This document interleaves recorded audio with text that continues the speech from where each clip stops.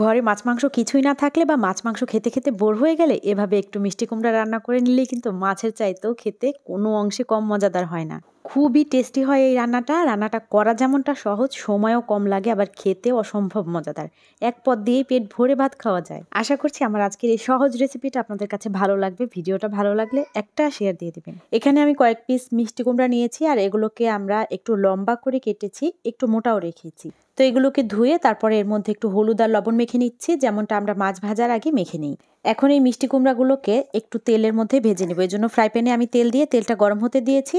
আর মিষ্টি কুমড়ার গায়ে যখন হলুদ আর লবণটা ভালো মতো মাখা হয়ে গিয়েছে, এখন এই গরম তেলের মধ্যে এক এক করে মিষ্টি কুমড়ার পিসগুলো সব দিয়ে দিচ্ছি, যেমনটা করে আমরা মাছ ভাজি ঠিক তেমনটা করি। আর তেলের পরিমাণটাও খুব বেশি দিয়ে দেইনি। তরকারি রান্না করতে আমি যতটুকু তেল দিব ঠিক ততটুকুই তেল দিয়েছি। এরপর দুইটা পাশই গাঢ় বাদামি করে ভেজে নেব। মাছ মাংসের রেসিপি সবসময় বেশিরভাগ শেয়ার করা হয় আমার পেজে। মৌপাল নামের এক আপু ইন্ডিয়া থেকে আমাকে সবসময় কমেন্ট করে, খুব সুন্দর সুন্দর কমেন্ট করে। তো আপুকে আমি খুবই পছন্দ করি।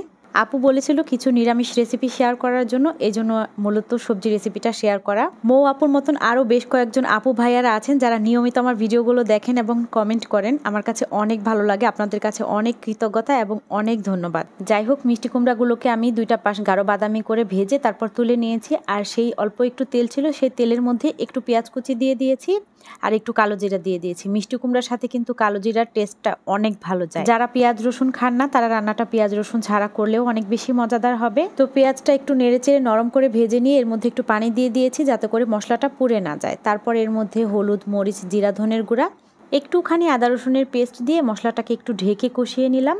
স্বাদ মতো দিয়ে দিচ্ছি লবণ। মশলাটুকু আরও খুব ভালোভাবে কষানোর জন্য আর পেঁয়াজটা একটু নরম করে রান্না করে নেওয়ার জন্য ঢাকনা দিয়ে ঢেকে আরও কিছুক্ষণ সময় অপেক্ষা করছি।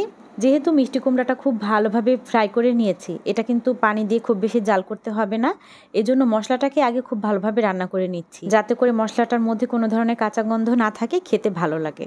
তো মশলাটা সুন্দর করে কষানো হয়ে গেলে এর মধ্যে একটু পানি দিয়ে দিলাম। পানিটুকুতে বলক উঠে আসলে এর মধ্যে সেই ভেজে রাখা মিষ্টি কুমড়াগুলো আমি দিয়ে দিলাম। এখন আর খুব বেশি সময় ধরে এটাকে রান্না করতে হবে না। মিষ্টি কুমড়ার সাথে এই যে গ্রেভিটা পেঁয়াজের, এটা মিলে মিশে একাকার হয়ে মাখো মাখো টাইপের হয়ে গেলেই চুলা থেকে নামিয়ে নেওয়া যাবে।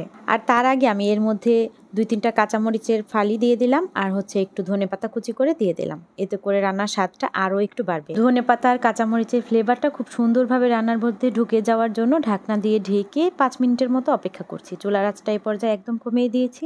আর তারপরেই তৈরি হয়ে গেল মজাদার মিষ্টি কুমড়ার মাছ ভুনা। যদিও এর মধ্যে কোনো মাছ নাই, তারপর আমরা এটাকে মিষ্টি কুমড়ার মাছ ভুনা বলি, কারণ একদম হুবহু মাছের মতো করে রান্না করা। আর এটা খেতে মাছের তরকারির চাইতে কোনো অংশেই কম টেস্টি হয় না। আশা করছি রেসিপিটা আপনাদের কাছেও ভালো লেগেছে। ভিডিও ভালো লাগলে লাইক, কমেন্ট, শেয়ারের পাশাপাশি আমার পেজটা ফলো দিয়ে দিবেন। এতক্ষণ ভিডিও দেখার জন্য অনেক ধন্যবাদ। দেখা হবে ইনশাআল্লাহ পরবর্তী ভিডিওতে অন্য কোনো আয়োজন নিয়ে। সে পর্যন্ত ভালো থাকবেন সবাই, আমার জন্য দোয়া করবেন। আসসালামু আলাইকুম।